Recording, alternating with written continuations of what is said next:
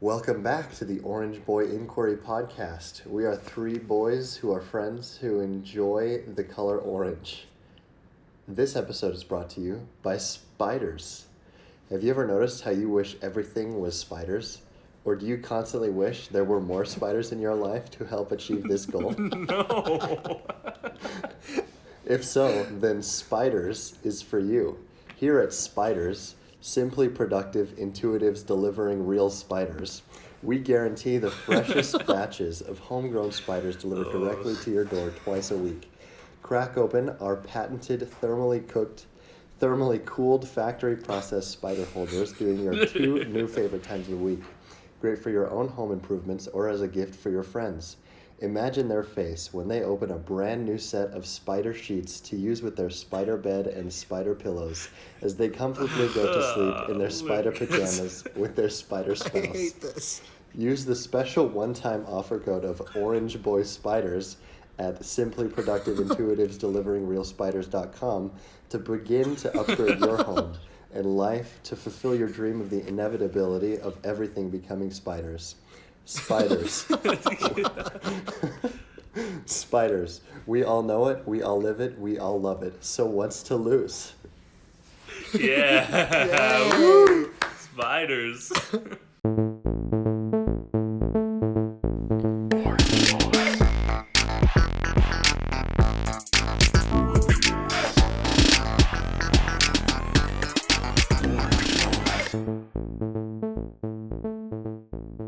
Okay, welcome back everyone. This week we will not be discussing spiders, but we will be talking about none other than the legendary film director Christopher Nolan. I am Lucas. Chris. I'm Jared. And I'm Niall. And just We're to get the us- Orange Boys. Yeah, we are the Orange Boys. I think I like what we did last week with starting off with just talking positively about what we're going to be discussing, just about the theme before we kind of ask our questions. And I don't think most of us are going to be super negative about Christopher Nolan, but we might as well just get the ball rolling in a good way anyway. So let's just start off. Niall, what are some good things that you like about Christopher Nolan? Well, for me, Christopher Nolan's probably top 5 directors, you know. I really like, outside of, the complex scripts and stuff, which I also do like, and I tend to like writer-directors more. Like, if they work on the script for the movie, I tend to lean more towards that, But I just feel like visually he has such a feel, Like, you can just kind of start watching a Christopher Nolan movie without knowing anything about it and be pretty quick like, oh, this is a Christopher Nolan movie, Yeah. Like, it's kind of got that feel. Like, last night I just watched Memento for the first time. And Nice. that movie, even being his first, like, real, like, studio-made movie, not kind of like a short whatever. Yeah. That one, even at the very beginning, it's kind of like, oh, he's got those little, like, dolly pan, like, Yeah. type thing. And it's just, like, visually, it's just already a Christopher Nolan movie, And so I definitely love that he's just got that signature vibe about him, Absolutely. Yeah. I think Christopher Nolan, like, in addition to that, he's one of those directors who works really well with a composer, and he has kind of a recurring cast that comes back, and I just love kind of the grouping. Like, they all work so well together, and I feel like they always fit in his movies. So besides, like, the plot and everything, just kind of the people who surround themselves with his projects, I think says a lot about, maybe him as a director, and just like how easy he is to work with, or just how positive those experiences are that people keep wanting to come back. Absolutely. Right. No sitting though, apparently, is a rule of his. Yeah, I've heard about that. He doesn't like have chairs on Well, sets because he just wants everyone to always just be ready. So they're always standing. So maybe not easy. Maybe not easy. No. But No, I get what you're fulfilling. saying. But yeah, you get something out of it. Yeah, for sure. No, I really like Christopher Nolan. I chose him because Inception specifically is one of my favorite movies. I love that movie, and I really like his stuff overall. I think he is very unique. I think one of the things that I like about him is that he generally trusts the audience more than other people tend to do. Yes, And that's absolutely. something that is severely lacking in other movies.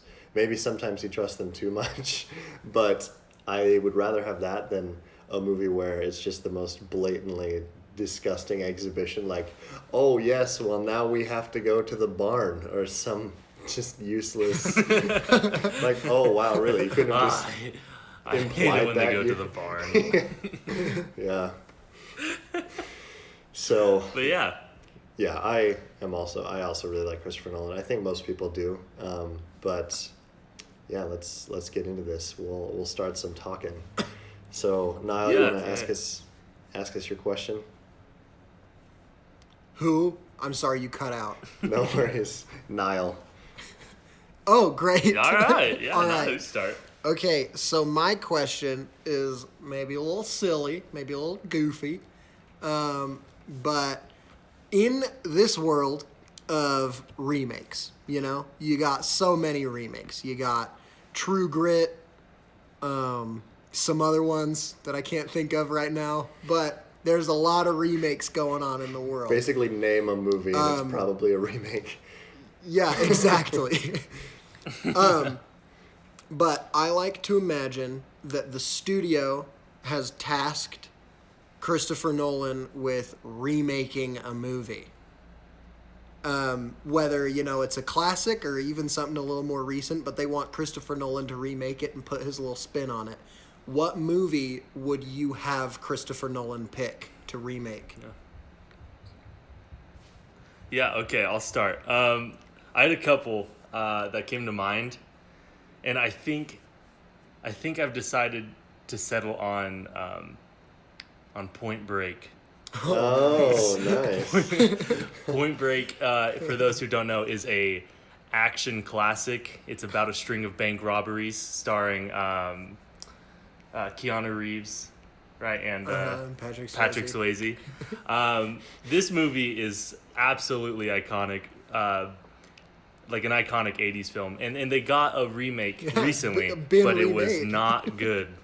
Right? I think Christopher Nolan would be able to add such a such a mature take, maybe make it a little more complicated than it is, but give it some interesting twists and a really unique perspective. Plus, I mean, we've seen a lot of like heist-esque stuff in his movies. Yeah. We know he can do that, whether even just like the Dark Knight opening. Yeah. Yeah. Just that style, I think he would crush it. Plus, I would like to see a Point Break remake that just does not make me want to fall asleep. So, Who was in the remake so again? Point Break was my answer. What was that? Who was in the remake again? I don't even Some remember. dude that really looked like Heath Ledger. Yeah, it was rough. Just discount Heath Ledger. Yeah. Nice. Lucas, what were your thoughts? Man, I had a lot of thoughts on this, and I have a few ideas, but I think the one that I settled on, which is slightly surprising, but part of this is just how bad the movie was, is Percy Jackson. Oh, wow. Because granted, the books are not super complex or anything like that, but I think if you get someone solid like Christopher Nolan to make this movie, this like children's movie, into there's just so much lore and stuff that they do. Oh, yeah, there's just so much Weird. lore. Yeah, You're good. There's just so much lore and stuff that they do well in that book that I think that if he were to make it again, it could be very well done. But I know Disney is planning a TV show remake of it, and maybe that's not the best one. But I was trying to think of other ones. Like another idea I had was Teenage Mutant Ninja Turtles. Oh, wow. But it's like, Imagine. I feel Come like on, Donatello. exactly. And so, like, Percy Jackson would be, I don't know, maybe it would just be too gritty and edgy with Christopher Nolan making it. But I feel like if you gave him a movie like this, just to kind of make sure that it doesn't turn out to be garbage, like Artemis Fowl apparently was, Right. it could be Plus, interesting. What's good about that one is you're taking one that kind of flopped, that had a lot of potential. Yes, absolutely. And so no matter who remade it, like, it would be better Yeah, than and the original. it would be Yeah. very against the grain for his usual stuff because he usually doesn't adapt or remake, or like especially not children's novels, or Right. mythology or any of that stuff. So it'd be very different for him. But I think it'd be very interesting for him to just run with it and just see what came of it. Maybe it'd be garbage, but I would definitely watch it still. Yeah, absolutely. Okay, I have kind of two answers, so I'm just gonna like half time both of them. Okay, Sure. nice. First one is a shout out to my dad because this is actually an idea that kind of we came up with while I was pre-gaming with him, trying to figure out a question to ask. Okay.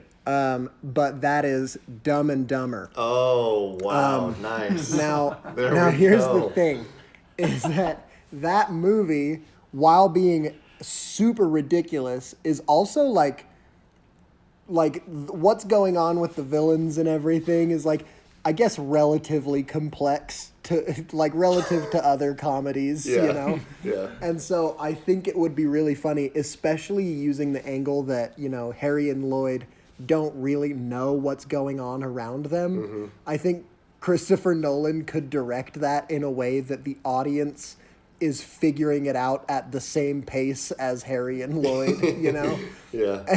And I don't know. I think that it would be super funny. So shout out to my dad for helping me come up with an answer for that one. Yeah, that's. I actually really like Dumb and Dumber as well. Now that you But say that, me too. But my other answer, and the one that I came up with by myself, is Roald Dahl's Charlie and the Chocolate Factory. Oh, wow. A movie that also has already been remade. But I just think that kind of, maybe because of Christopher Nolan liking to play with time, I imagine the movie starting out with Charlie like already ruling the chocolate factory, and then kind of Feels like like an Inception. yeah, and like he's It's just like him experiencing sitting all of across these the table people. from a really old Willy Wonka, and he's just like eating Yeah. a bucket of chocolate. Yeah, exactly. And then like slowly throughout the movie, like different creepy, flawed children like appear in his life, but really you're seeing it, backwards, and they're Yeah. actually like dying, but in reverse or some weird Christopher Nolan thing. And so I don't know. I think I can see it is the thing. That one I can picture it happening. So that's Another why I children's choose- novel adaptation from Christopher Nolan. Yeah, Yeah. another children's novel. Man, But that's my this is answer. great. Yeah, Oh very my good. gosh. What a fun question. Good round. Okay, who's next, Lucas? Jared, I think it's you're you. up. Is it me? Yeah. Okay, all right. Yeah, so I feel like we get a lot of talk about a handful of Christopher Nolan movies. Like, obviously, there are so many good ones to choose from. But I was going to ask you guys, which movie do you think is his most underrated film? So what's one we don't talk about maybe nearly enough? You could say The Dark Knight and say it deserves to be talked about every day. Yeah, by every person ever. Yeah, instead of every yeah. other day or Exactly. yeah. Lucas, what are your thoughts? I would say, as a result of The Dark Knight, I think Batman Begins is not talked about as much as it should be because I think that Good one is answer. also very, very good. Honestly, I like the ones that it kind of sandwiches. I really like Batman Begins and I really like Dark Knight Rises. But I think Batman Begins especially because it does a very good job of kind of setting up who Batman is and just kind of reintroducing the character. It can also be argued that you don't really need a Batman origin story again because there have been so many, Batman origin stories. But I think the way that it was done was just very, very appropriate I liked kind of with the Ra's al Ghul, having him train him, all that stuff. I thought it was really cool with that kind of angle to it. And then Scarecrow, also a unique villain that they hadn't put in the movies yet. Oh, yeah. I liked that a lot. I loved Cillian Murphy as Scarecrow. That cast, I think, is just phenomenal. Christian Bale as Batman, Gary Oldman. The better Rachel. Yeah, the better Rachel. I take issue with that comment. Is the first one Maggie Gyllenhaal, or is the second one Maggie Gyllenhaal? No, the that's second the second one's one, Maggie Maggie Gyllenhaal. Gyllenhaal. And Maggie Gyllenhaal's great. She's awesome. She's great. Is it Rachel I wanna go McAdams in for the it first more. one? I can't remember who's in that. No, it's some. No, it's but that would some be the lady, best Rachel. Yeah, Rachel McAdams is great. But I don't know. Yeah, I don't know her even know name. who it is. Jared's gonna look it up for us. I've got it. Yeah, I don't feel like I've seen her. Oh, I remember That's what Katie she looks. Holmes. Yeah, Katie Holmes. Holmes. Yeah, that's who it was. Yeah. There you go. Yeah, I just remembered what her face was. Anyway, sorry. No, you're good. No worries. Anyway, yeah, Batman Begins is my answer. I don't feel like it's super underrated, but I think it just gets overshadowed by The Dark Knight. No, Yeah. I definitely agree. I recently rewatched the trilogy, and after watching Batman Begins, I was like, I genuinely forgot how brilliantly structured this movie is. Mm-hmm. And then after that, I was like, this might be my favorite. And then I watched The Dark Knight, and I was like, how do you top that? Yeah. No, so I'm with you. I do think it gets overshadowed, but How do you top that? it's really good. In theory, what would have happened, Dark Knight Rises would have had Joker and Bane, because Heath Ledger is, obviously Heath Ledger passed away, but Joker Right. does not in the movie, so he was going to use him again. Right. Shame. Niall, what do you? I'm split between two, so I'm gonna make an honorable mention real quick. And my honorable mention is Interstellar. Oh, nice. Because as much as you hear people talk about that movie, it's almost always about the music. And so it's like Good point. one of Hans Zimmer's highlight movies, but Christopher Nolan, the actual movie, doesn't really get as much recognition as I think it should, because I think it's a wonderful movie. Yeah. But my answer is going to be, like I said, watched it last night, Memento.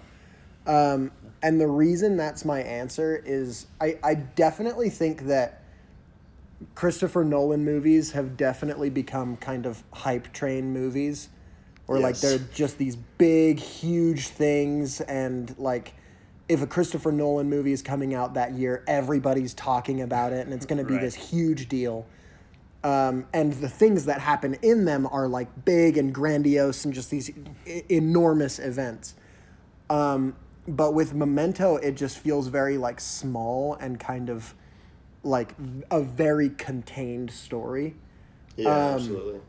And I think that that's kind of why people don't talk about it quite as much as they should.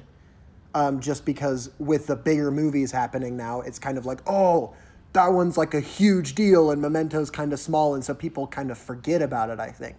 Yeah. And the reason that I would say that it's underrated is because people haven't been pressuring me into seeing it like they do with other movies. You say, I haven't seen Inception, and everyone freaks out at you. Yeah, exactly. But if you say I haven't seen Memento, They're like, "Yeah, me everyone's neither." like, oh They're yeah, like, me "What's neither. that?" Exactly. It's like, I didn't even know that was Exactly. made by Christopher Nolan. Exactly. Yeah, was that But- his debut film? Yeah, his Okay, debut okay. like feature length film with a studio and everything. There was Okay, another yeah. one. It's based on so his brother wrote a short story, Okay. and then they made like a short film version of it called Following. Yeah. I haven't seen it, though. But Memento is like the full movie, you Okay, know. yeah. And then he also directed something called Doodlebug, which I hadn't even heard about until last night, and I have no idea what it is. Yeah, I don't- So I hesitate to say this was his first feature-length film, because that Okay, yeah. Doodlebug, Let's Doodlebug say- might be it. Let's It's say a this was looming like shadow over this podcast. Yeah. this was his most famous first film. Like Yeah, this is this the one was- that kind this of got was him his on the first map as hit. who he is, because Yeah. it's very Yeah. Nolan-esque still. Yeah, but I just think it's a perfect example of Christopher Nolan kind of trusting the audience, but also kind of telling the audience, like, you're going to understand when I decide that you should understand. Yeah. You know? Right. Like, right. and you just kind of have to be comfortable, like, not really getting everything yet. Just being along for the ride. Yeah, exactly. And I think that Memento hit that. And so while I don't necessarily think it's my favorite Nolan movie, I would say that in my view it's the most underrated. Yeah. Yeah, my answer was actually also Batman Begins. Nice. But I think I'll give my honorable mention instead because Lucas pretty much covered everything. I think Dunkirk is kind of skimmed over when looking over his discography. It's not by any means my favorite Christopher Nolan movie, but I think he's very ambitious with his structure and kind of how he formats the movie. Oh yeah. I think like there's a lot to be said about the movie itself, you know? But yeah, I don't know. I think it gets skimmed over a lot. Yeah. Well, that's another one I've even brought up. Like, I was telling people, oh, we're going to do a Christopher Nolan podcast. And they were like, oh, sweet. And one kid didn't know because he doesn't know movies. He was like, who's Christopher Nolan? And so I'm starting, like, he did Inception and Interstellar and Dunkirk. And then a kid who did know Nolan in the room was like, Christopher Nolan did Dunkirk? And so it's like, I feel like it's a movie people know about, but they don't know that it's a Nolan movie. That's a good answer. No, it was a very, like, that was a change of genre, especially for him, because he had never done a World War II movie. And I like Dunkirk, personally. I just think that story did not need to be as complex as he made it. Just, like, the time manipulation on a true story like that is just a little bit, like, irksome to me, because it's, like, it's a true story that was, like, genuinely, like, relevant. And I'm not saying, like, oh man, he just, like, disparaged those soldiers or anything like that, but right. I liked it. I just thought it was like maybe he didn't need to go all out with his Nolan stuff in a war movie like that. It's interesting, like, that's obviously fair. The characters are great and everything, and there's music and, you know, just the standard things you would expect to be good from a Nolan movie. But I know a lot of people get offended when you slander anything from Nolan. But, like, it's not even slandering. Like, I still enjoyed it. But, yeah. It's probably... The dumbest thing I ever heard... The dumbest thing I ever heard someone say negatively towards Dunkirk was they were, like, saying that it was a bad movie because you can't tell the story of Dunkirk without having Winston Churchill be part of the movie. And I was like, listen, that's not what this movie is. Yeah. It's not about, like, the whole political side of it. Part. Like, it's about the soldiers on the ground in the, like, Winston Churchill wasn't there, like, riding on a chariot with a sword in his hand, like, Harry Styles leading the battle. Yeah, that was Harry Styles. That was Harry Styles. And Cillian Murphy being a cowardly pilot. But, I don't know. I just, like... I did hear a lot of negative, like, that kind of criticism towards it that was just totally ungrounded. Yeah, that's like, because that's not what it was trying to do. Anything. Exactly. Yeah, but I do see what you're saying with kind of the, like, if you're going to tell a true story, maybe it's best to just tell it, you know? Yeah, because there was another movie. Oh, sorry, go ahead. Well, I was going to say there was another movie that came out that same year, Darkest Hour, that was the Dunkirk story from Winston Churchill's perspective, which was also really good. I liked that one as well. That was Gary Oldman, right? Yeah, Gary Oldman is Winston Churchill. And it's way more just, like, laid out the story. And it's like, oh, okay. And it's like, if you watch Dunkirk, you can basically get what's happening. But that perspective with this, they came out the same year, but they're not, like, related. But they're based on the same story. Right. So those were kind of cool to watch together. But, yeah, this was the movie. Dunkirk was also the one that finally got Christopher Nolan a directing nomination, because he had never got one before that. Ew. Oh. Yeah, my poor dad, we went and saw it in theaters together, and he's like, I'm going to get some popcorn. Oh, I was like, okay, like, we were cutting it close, like, mid-trailers. He's like, I'm going to get some popcorn. So I ran in, I sat down, and the movie started, like, right as I sat down. And then at the beginning, it kind of establishes, hey, the time, like, this is at this time. But in a very ambiguous way. At this time. And then and then that ended, and then it started with kind of just the jumping back and forth. Yeah. But that's when my dad got in, and so he had no idea. The whole thing was The just like, whole what is time going he's on? He's like, I didn't like that movie at all. That is one of those movies where maybe the first 30 seconds of that movie are the most important part of the movie in terms of understanding it. So if you See, miss but it, I got to see it and I got popcorn. So, Yeah, I mean, there you go. You won. All right, let's jump into our next question. Cool. So Well, Lucas, my cap us off. My question was, we've seen the superhero Nolan movie, we've seen the war movie, we've seen the space movie. So what genre or theme do you think Nolan should tackle next? Right. And this gets hard for me because I was thinking about it, and the more you think about it, he's hit a lot of genres. Yes. Yeah, he really now has. with Tenet, he's gone into spy, and you've got a heist, and you've got space sci-fi, and you've got like brain sci-fi or whatever you want to call Inception, and Brain sci-fi. so I was sitting thinking about it, and so with my pick for a remake, we've already covered my first pick for a genre for him to move into, which is road trip comedy. Oh, nice. But but my actual pick is a Western. I think that Westerns are kind of having like a modern revival, whether it's through, like remakes like True Grit, or there's a TV show called Justified, which is like a modern Western kind of like sheriff comes into town type thing, but it's in modern day. Or Westworld. You've got There Will Be Blood. Westworld, yeah, that's another.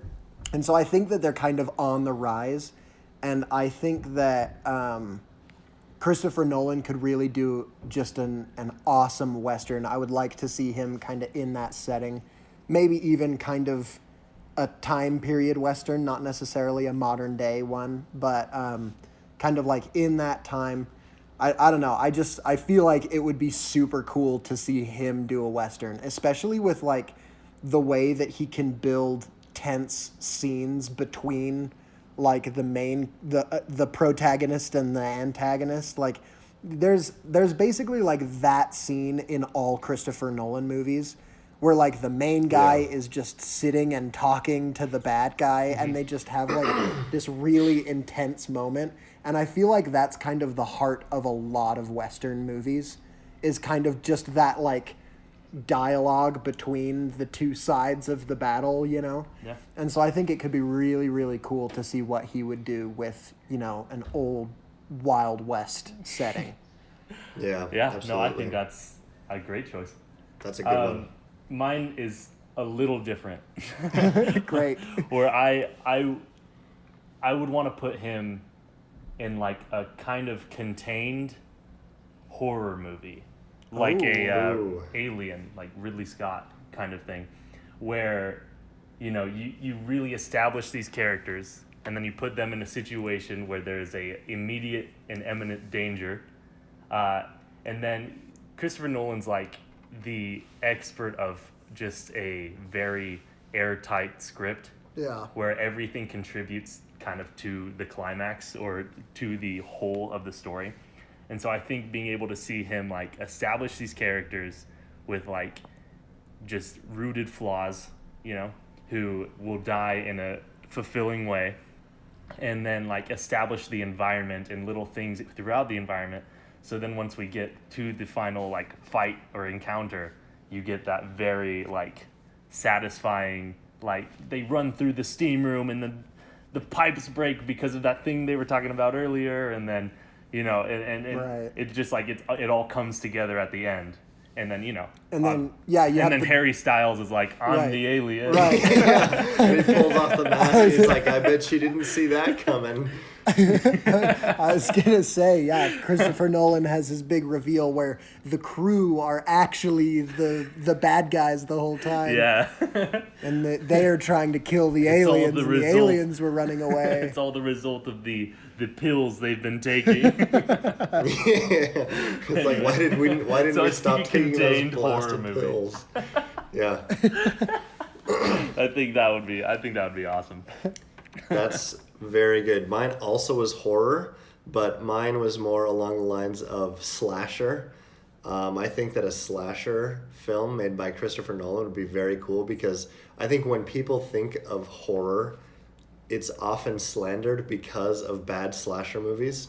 And I think slasher movies are the worst part of horror. There's some very, very good horror movies that are not slasher at all, but they're just kind of discounted because of movies like Friday the 13th, which are bad. And so and then the 70,000 sequels to Friday the 13th. Exactly.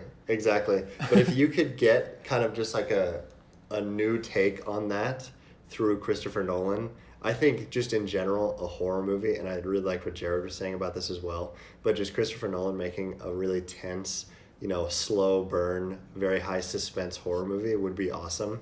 Yeah. And I really hope that is genuinely what he's making next.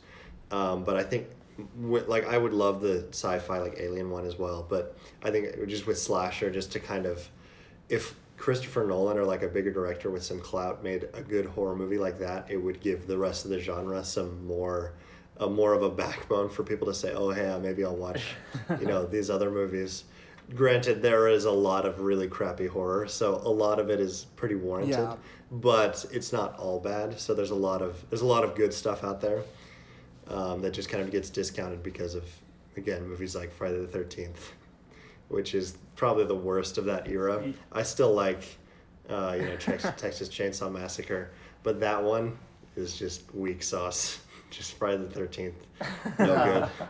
Yeah, see, I don't ever watch horror movies. I mean, if they're like classics, I'll try to watch them. I'm just definitely not a horror guy. Right. But if Christopher Nolan, I think, came out with one, any horror movie that people have told me, like, man, like, this is a really good movie, unless it's gonna ruin my life, like Hereditary or something like that. Yeah. Oh man, have you seen that? Like, oh man, Get Out. No. Oh, like, you Get haven't Out, watched they're like, oh, it's Hereditary? so good. No. Yeah, Get Out also very no, good. I haven't either. Yeah, but I mean, like, those kind of movies, like, I would watch, and so I think that speaks to your point, is Yeah, exactly, because when a movie more of a pull. Yeah, when Get Out came out, everyone was like, wow, this movie is genuinely good. And so all these, like a ton of people who usually would not have seen horror saw it and enjoyed it because it was like more to it. There's more substance to it. But yeah, Hereditary, that's a doozy. That's a good one. But if you don't like horror or being scared, then you would not enjoy it very much. Yeah. Well, do we have a fan question? That's all of our we questions. do. We have a fan. Yeah. Yes. So thank you to everyone for sending us questions via our Instagram page. The question we decided to go with was, when did Christopher Nolan peak? And why do you think that? So, Niall, we'll have you go first with that one. Oh, okay. This is a question that's hard for me to answer.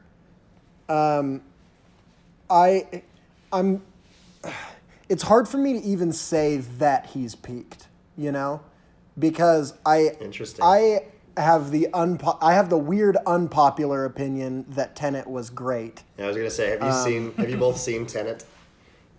Yeah, and I loved it. I think that it's wonderful. I thought it was pretentious. We could all we'll of his get to my movies are opinion on Tenet in a pretentious. second. Okay. All of his movies are pretentious. Well, Let's yeah. not be pretending that The Prestige isn't super pretentious. But it's still great, and I love it. And so I definitely think that his peak right now, because I do think that visually Tenet was my favorite Christopher Nolan movie. Really? And like in terms of cinematography, I was blown away by the cinematography of that movie. But in terms of story, I would probably say that it's lower on my list. Still great, but lower on my list. I would probably say that he peaked at Inception. And the reason that I say that is I think that after that, his ambitions started kind of clouding the actual story and Yes, structure, absolutely agree. And instead of making like really good stories that are supported by a really cool structure of a movie, he kind of started thinking of in what way can I like structure a movie that's really weird and unique, and then I'll come up with a story to kind of support that, Yeah. And so I definitely think that his movies have become much more spectacle oriented rather than story, which I'm not even necessarily against, because like probably more than half the reason I go to a Christopher Nolan movie is for the spectacle, Yeah. And so I'm fine with that movement, but I would say that Inception for me is the peak. Yeah, Inception is my answer too. I mean, he's coming off of The Dark Knight, and then right after he makes Inception, which kind of broke cinema, you know, two of like some of like the highest like critically acclaimed movies ever made, like back to back. And then, Dark Knight Rises, and like, it's just not quite there. Yeah. I'm not saying like his movies after weren't good, but like I just think where he was, like right then, like he was killing the game, and I don't think he's really made a movie that's quite at the same, like held quite as highly as those two. And because even now that movie is like 10 years old, I think now. And people still will say like, oh yeah, Inception this, or it's like, oh wow, that's like, they'll use Inception just like in their daily just vocabulary. Not maybe daily, but it's just something that people will still say about some confusing or cool thing. So if you haven't noticed, anyone who's listening, we have pretty similar opinions on things. And I think it's still a great question. Yeah, exactly. It is a good question, but my answer is also Inception because that one is definitely my favorite of his. I overall really like Christopher Nolan, but Inception is especially my favorite. I still really like Interstellar, and that one was after, but it's not quite at Inception. Yeah. I think of all the movies that he's made that have been nominated for Best Picture, I think that one is the one that should have won because, I'm trying to think of the movie that won over it. Whatever it was, I disagreed because part of that is biased because I just. It was really probably Hotel for Dogs. Oh yeah. That's what it was. It was Hotel for Dogs, 2010 Best Picture winner. But it was great. Honestly, like because I really like the ones building up to it. I like Inception more than I like Dark Knight. I think the characters in Inception, like Leonardo DiCaprio, that's my favorite role of his. I love Leo, but I especially love that movie and him in it. Just everything about that movie is very appealing to me.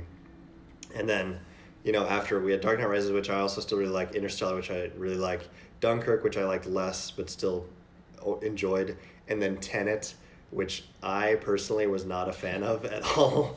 Because Here it goes. I thought what Niall said was perfect, is that his ambition is clouding his other ideas, because what I said earlier with him trusting the audience, that is a good thing to an extent, but when his idea is like, oh, the audience can read my mind and they know exactly what I'm trying to do with this idea, then I think that's where it goes too far. And I think that was beginning to be prevalent in Dunkirk and especially in Tenet, because like there are cool things, like yes, the visuals are cool, but moving footage backwards is something that's been possible since day one of like filming things, so it's not that impressive. Like it's cool, the visuals and the music. This is one of the first times in a while that he did not have Hans Zimmer make his music, and Ludwig Göransson made music, and it was still great. Ludwig. But I thought the story and the characters were abysmal. And the worst part for me was the audio mixing. Like, his other movies are loud. Absolutely. And they go vroom and burr and all those onomatopoeias. But this one especially was just, I was straining so hard to try and hear this movie in the theater, and I just could not. I could not understand most of what was happening because I could not hear the dialogue, because there was constantly a track in the background that was just going...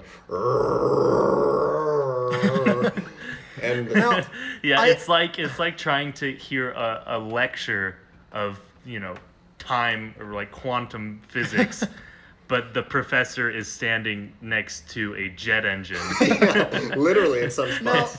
and you are wearing noise-canceling headphones. Exactly. Rush to the defense of Tenet. Maybe I just saw this in a theater with really good sound mixing or something. Yeah, see, that's the thing, is some people don't have that problem. I saw it and heard the dialogue just fine. I also, and once again, this is going to sound real pretentious of me, but I did not find the story that difficult to follow.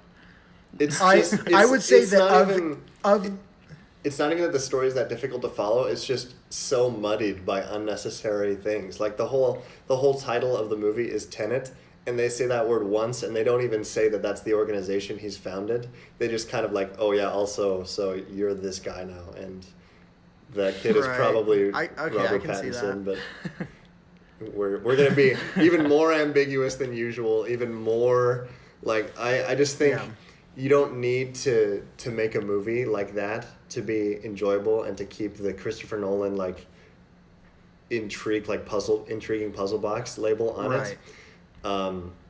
I bet that I will like this movie more when I rewatch it because I will have subtitles. Yeah. And so, but just like Same. first viewing in a theater, like, because the thing was, I watched Inception the night before this came out, and I was just like, man, there's another Christopher Nolan movie coming out. I'm so excited to go see it. And so I just went and saw it the next day, and I was like, wow, that is extremely disappointing because Inception is just so good to me, and Tenet was just so different. There are good things about it, and again, like I said, I'm sure I'll like it on the rewatch, but for just the first round of whatever nonsense I saw in the theaters, I just was not a huge fan. Right. Now, never mind. No, we come on. No, we could talk give us- about this for a no. long time, Give us- which yeah, is go why for I it. don't No. want to Give us bring your it last up. I don't note, want and to we'll take it stifle home. your We'll take it opinion home. We because well, you're allowed to like a back movie to that I what don't you like. said about reverse footage. Okay, Oh. I take issue with this because there are so many shots in that movie that, like, really looking at them, they should not be possible. You're looking at it and thinking this has got to be CGI, especially the big battle at the end where 50% of the people are hyper realistically moving in reverse.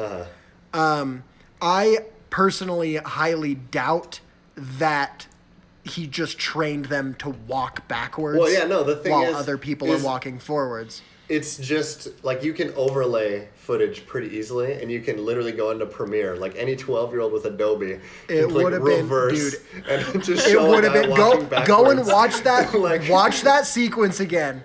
Watch No, that like, it's a sequence cool again sequence. and It tell me that definitely- that's what they did because there's it's- no way. I enjoy the effects, and I enjoyed that sequence at the end. I thought that was really cool, just the aesthetic of it.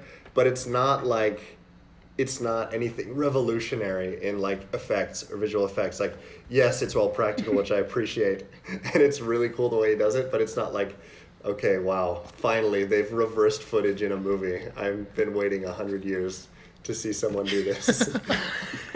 Because he does the same thing All right. in Memento as Okay. well. All right. All right, final question. Should Christopher Nolan make TikToks? I think we all know the answer is yes.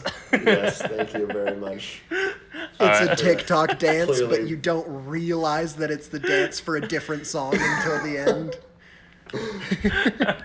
Anyway, yeah, Amazing. We can take us home. Yes, of course.